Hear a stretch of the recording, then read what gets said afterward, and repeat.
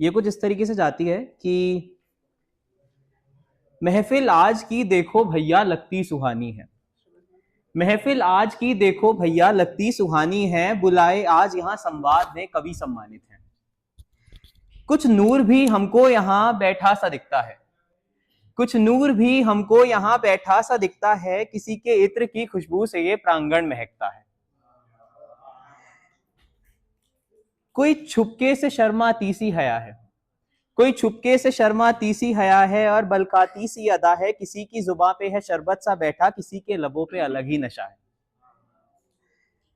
अच्छा, नशे से मुझे याद आया कि फिर से जवां मन के बहकावे में आकर मैं फिर से नशे में चूर हो गया था। सुनाने तो आया हूं मैं एक किस्सा, और यहाँ के महफिल के नूर में खो गया था।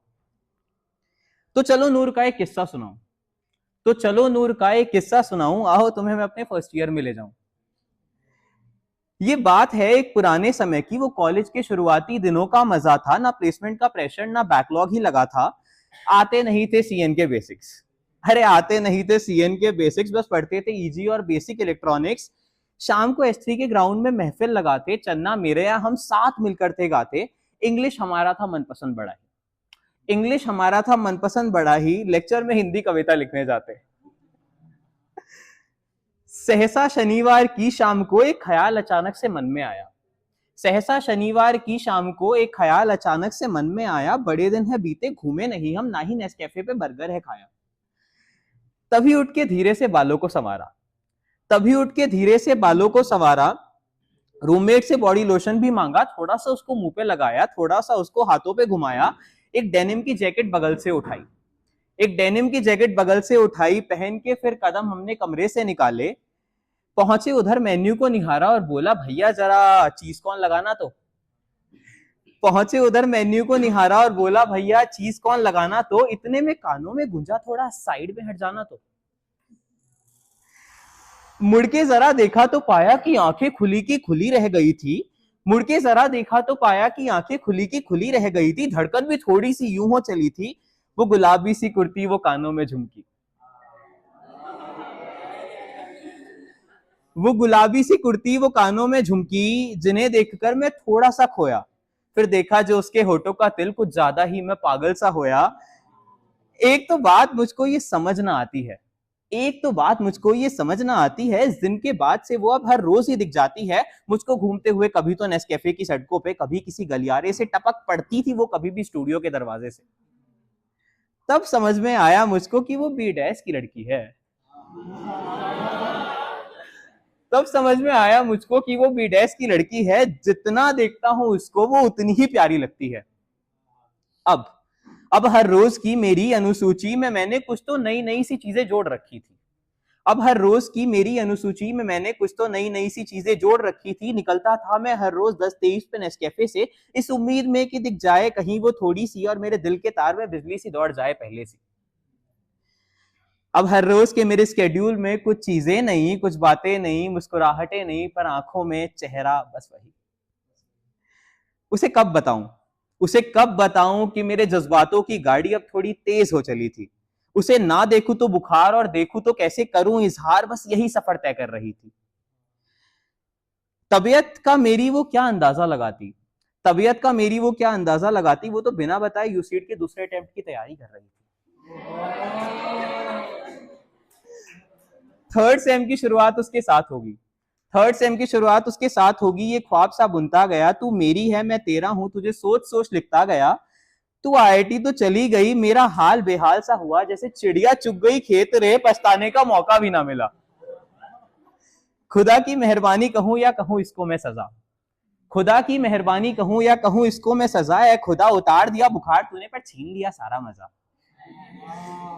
अब अब नेस्कैफे पे मैं हर रोज चीज कौन मांगता रहा कि गूंजे कानों में आवाज तेरी, साइड में हटो ना जरा।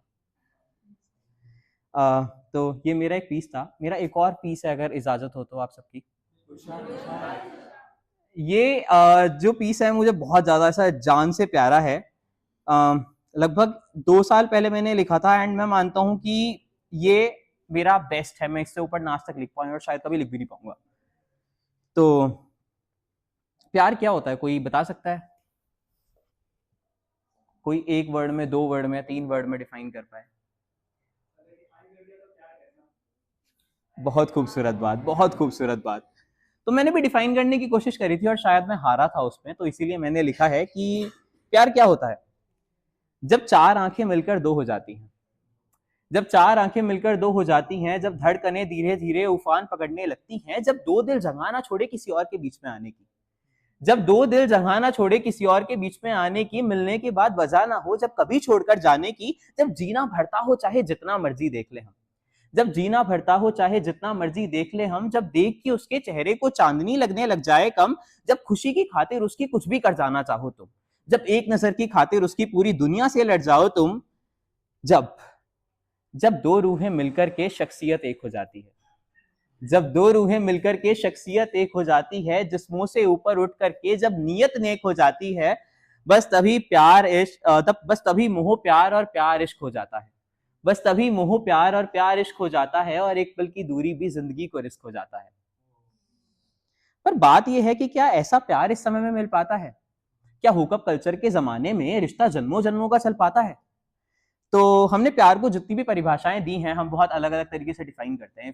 अगर आप ऐसा लाखों करोड़ों लोगों से मिले तो लाखों करोड़ों परिभाषाएं निकल के आएंगी, लेकिन मैंने एक प्रयास किया था छोटा सा प्यार को परिभाषित करने का, तो वो है कि प्यार करो तो कहना सा, प्यार करो तो कहना सा, राधा को जमाना नमन करे, प्यार करो तो कान्हा सा, राधा को जमाना नमन करे, मिल पाए या ना मिले राधा कृष्ण को सदिया स्मरण करे। और राम सिया सा रिश्ता भी युगांतरों को याद रह जाता है, राम सिया सा रिश्ता भी युगांतरों को याद रह जाता है, प्रेम राम सा होकर तो रावण साम्राज्य भी रह जाता है। शुद्ध सरल मोहक पवित्र प्रेम होकर तो ऐसा हो, शुद्ध सरल मोहक पवित्र प्रेम होकर तो ऐसा हो, चांद जैसा हो श्वेत और लाल हो तो शोणित जैसा हो। तो प्रेम और मोह के मध्य भेद क्या है? प्रेम और मोह के मध्य भेद बहुत ही विस्तृत है। प्रेम कमल पुष्प है तो मोह स्वयं एक कंटक है। प्रेम आकाश देता है खुला, प्रेम आकाश देता है खुला तो मोह पाताल ले जाता है। प्रेम पंख देता है नए तो मोह जंजीरें दे जाता है। प्रेम प्रसन्नता की जननी है, मोह स्वयं में क्रंदन है। प्रेम प्रसन्नता की जननी है, मोह स्वयं में क्रंदन है। प्रेम समर्पण की मूरत है, मोह कदाचित बंधन है। प्रेम स्वच्छंद करता है सदा, प्रेम स्वच्छंद करता है सदा, मोह अवरोध बहुत लगाता है। प्रेम करता है स्वतंत्र, मोह निर्भरता ही बढ़ाता है। तो क्षणिक मोह को प्रेम की संज्ञा कैसे तुम दे सकते हो? दिस इज अबाउट जो हमें ऐसा हर 2 सेकंड बाद किसी और पे क्रश आता है, और crush changes every single second. तो क्षणिक मोह को प्रेम की संज्ञा कैसे तुम दे सकते हो? प्रेम काम वासना ग्रसित भाव को तुम प्रेम कैसे कह सकते हो? अरे कान्हा ने जब प्रेम किया राधा पढ़ना अधिकार किया, कान्हा ने जब प्रेम किया राधा पढ़ना अधिकार किया, वैवाहिक ना बंधन ना होने पर भी समाज ने उन्हें स्वीकार किया, क्योंकि सिर्फ भौतिक बंधन प्रेम नहीं, सिर्फ भौतिक बंधन प्रेम नहीं, ये दिव्य रिश्ता अनोखा है, और जो ना मिलके भी निभाया जाए बस वही तो इश्क होता है। शुक्रिया।